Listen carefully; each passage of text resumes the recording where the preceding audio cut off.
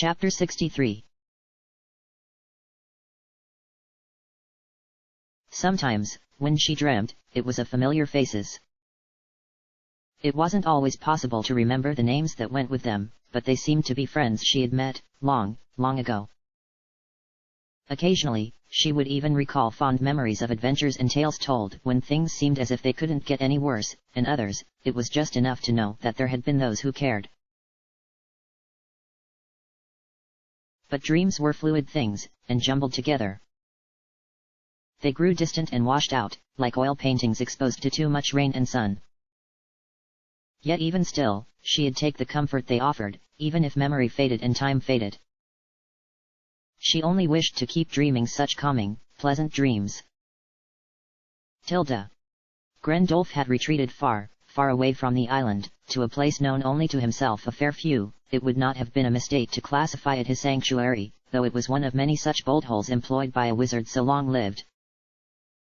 Although any would have been forgiving that the wizard so vacant-eyed, even for a statuesque and intimidating skeleton, was anything but scared, and alone. It was impossible for him to sob, nor would he if he could, but murmurings to himself, effacing and violent, composed of a fearful energy and despondence. They still brought out the image of someone weeping for what they felt lost. Next time things will be better. We shall roll the dice again. Yes, this disorder it shall be prevented. No matter how many times, no matter how many must fall. Hey, you shouldn't be so glum. You had a really good showing, and I really like the way your pawns kept their heads up even in the thick of things. Who would have thought that the terrifying Crimson Lich was trying to prevent the world from falling apart again? Zemiel appeared in a flash of noisy blue light, not even bothering to hide his smile.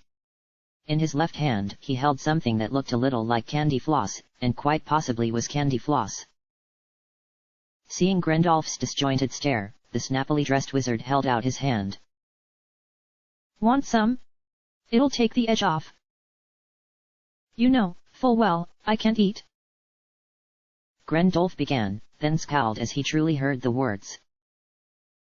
In an instant, some of the old hatred that had been dripping from his voice found a new target.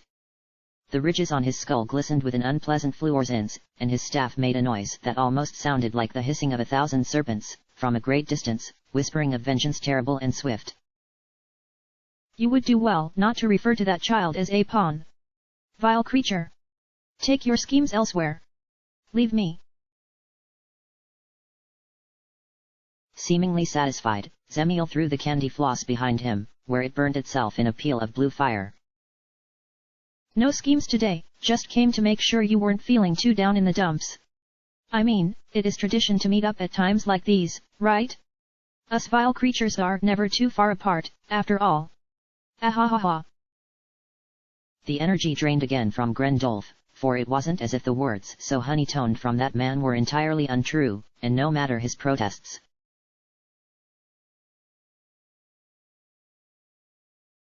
Indeed. I thought for certain that this time, I dared hope that maybe, the world would not. In the empty black space between spaces, both were quiet. Zemiel frowned, and threw some tiny specks of pale light against the inky darkness. It created the illusion of a warming blue light, but it was only that, an illusion. Places so far away from anything real tended to be gloomy lands, indeed. If it makes you feel any better, it really seemed like one of us was going to luck out, hey? I guess it all comes tumbling down again. Not that I was invested, but it would have been nice to see things turn out well for once. Even if just out of curiosity. Sometimes I forget the numbers of people I have seen come and go, by my own hand and my own spells. They become bone dust and numbers, and nothing more. It hurts, to remember, to be so foolishly optimistic. HRRMPH. And the two of you are as pleasant as always. Mildred arrived late, as she was inclined to do. She did not especially like either of her peers, but then again, Mildred liked precious few. And it seems as you've still got hope to cling to. Haha, what a surprise, I thought it had left you ages ago, but then again, old witches are just full of surprises. And yet you still won't forgive that noisy bird. Or was she a duchess? I forgave that vain woman quite some time ago. Her curse is entirely her own, now, as you well know. Zemiel gave a half shrug that wasn't even a quarter as wide as his smile, which threatened to burst at the seams, but then again, this was amusing, and it would have been impossible not to smile a little, right? You should resign yourself to it. Your apprentice will bitter as we have, before long. It would be prudent to face that resignation, before it devours you. Cautioned the skeletal lich, arms folded within his sleeves. Of course, at some point a table had appeared, rich with a veritable feast. There were edible flowers and floating lilies from the bogs that Mildred chose to drift between, empty plates with antiquated designs from a time when Grendolf had not been as he was now, and over-extravagant dishes that had taken 1,000 hands to make, from a land whose king no longer reigned. And there were 3 vessels, of course. One chipped ceramic mug, filled with something bitter, but with a subtle sweetness to it. A plain unglazed stein, whose burnished brown tea contained a medley of beautiful flavors that would go unnoticed by the drinker. And a frosted glass of exquisite beauty, the transparent liquid within smelling of crushed lavender. I quite refuse. I have invested much into this, and I hold by my former apprentice. If someone is to break free of this miserable little cycle, I could see her being responsible for much of that. And without managing to get your hands dirty this time. Compared to Grendolf and myself, you really are something, Mildred. Of course, if it takes something truly terrible to make the ending happy. Zemiel smiled, and it wasn't even unpleasant. Yet that hasn't helped at all, has it? Perhaps my methods are flawed, our methods were flawed. Though if I just moved into action earlier, challenged the void more quickly.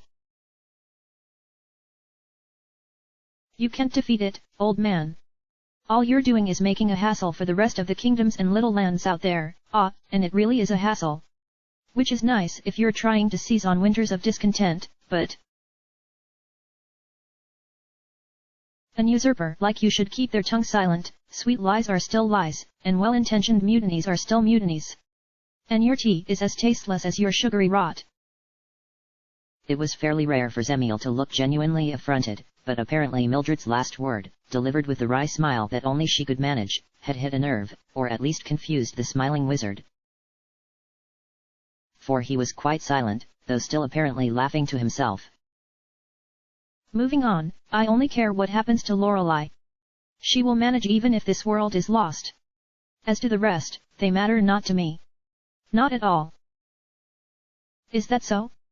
Then I shall claim the boy, and Ruslana. They will be under my auspices.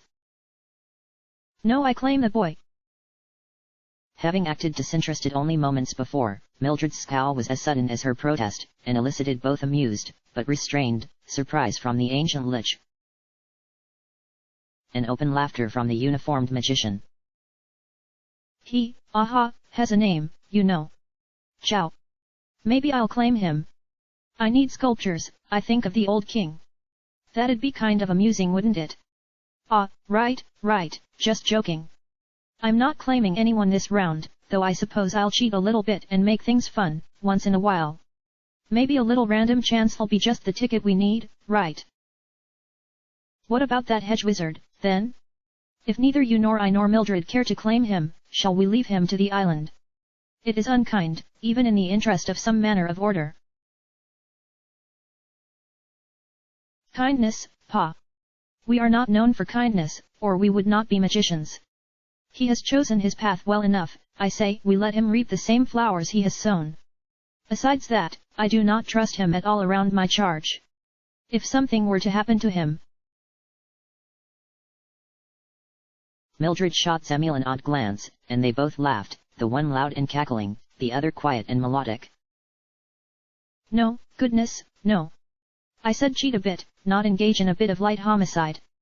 Besides, that man has quite the karmic pedigree. I imagine he'll find the doom he's looking for sooner or later. And it couldn't happen to a nicer fellow. Zemiel, whose glass had refilled with a similarly light and chrysanthemum-accented liquor at some point, shook his head with the first sign of something approaching, bemused, hostility. You know, I still don't know how someone like that ended up here. Not that anything is reset but the island itself, but I could have sworn of the people roped in, someone else had been chosen. Oh, well, it's likely not too important, right? Mildred, perhaps having grown tired of the dim and omnipresent blue light, snapped her fingers. The illusion of soothing marsh vistas, complete with tall cranes and gentle wisterias, drifted around the inky darkness they inhabited like a projection, and just as false. Bah! Everything is important, and that's what separates thieves of fortune like yourself from those of us diligently looking for a permanent solution. Saying that nothing is important is something that those who would consign worlds to their deaths might say to justify their laziness, their lack of discipline. My old mentor believed discipline to be quite foolish, but then again, he was not the usual wizard. He had a way of applying himself to scenarios, HRMN.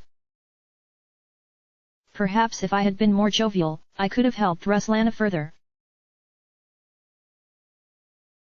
Grendolf sighed, and shook his head. Unlike the others, he saw no need to project elements of cheer into the void, because until the matter of the world's death and devouring was solved, there was no room for anything else. Do not be so certain, O Ancient One. It is your own proclivities that lead to loss in the first place. If you just stayed your hand once. The death of that hero is necessary. My magics are gone with her alive, for me to challenge the void, she must die. It is regrettable, but justification, and petty ones at that. Zemiel murmured, frowning, and the gesture was so unusual that both of his companions trailed off. Honestly, you're just as set in your ways as Mildred or I are, and that's probably why we can't save this place. We're all trapped in the same routines, trying to apply the same solutions to the same problem, though. Really, whose bright idea was it to make the world eat itself, this time? And this time, all three were silent. Zemiel laughed nervously. Well, hey, no need to be so silent. It wasn't me. Even when bored, you know I've got longer stake plans than this. Grendolf sighed, and shook his shoulders, and Mildred just scowled. Well, another mystery appears without the faintest hint of a solution. At this point I am at my wit's end, and I have no desire to return to that foul library for more research. Ever since they've renovated the region, it has grown a pale shadow of its former glory. Harumph. The Archive of Forgotten Rentals was a place we may not see the like of again. I still mourn it. Grendolf conceded quietly. I guess I'm the only one here who likes change for the sake of it, though that doesn't surprise me. It's almost enough to make me chip in and officially consider championing somebody, but, well, speak of the devil. The fourth arrival was incredibly quiet, perhaps because she breathed slowly, and irregularly. She had very dull eyes, like water that had frozen up and never melted with the spring thaw, and moved a little like a scarecrow, stiffly and unsteadily. But then again, it was far easier to move from the branches of trees than it was to navigate little emptinesses in the expansive void. Leopold might think of something useful at the last minute. You shouldn't discount him so quickly, and the last thing he wants is to die again, I think. If he's scared enough by the world ending. How unusual for something such as you to venture this far away from the underbys. Are you quite lost, child? Mildred asked with a scowl, but her tone was not unkind. No, I don't think so. I want to claim sponsorship over Leopold, since nobody else will claim him. I have been watching you all, for some time. And so saying, the demon took her seat at the table with the same unreadable expression, for she had never been especially good at emoting.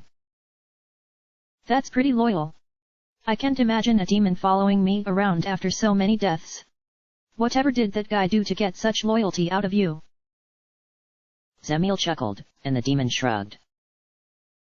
I don't really know. I don't know if I'm loyal, either. I usually just watch.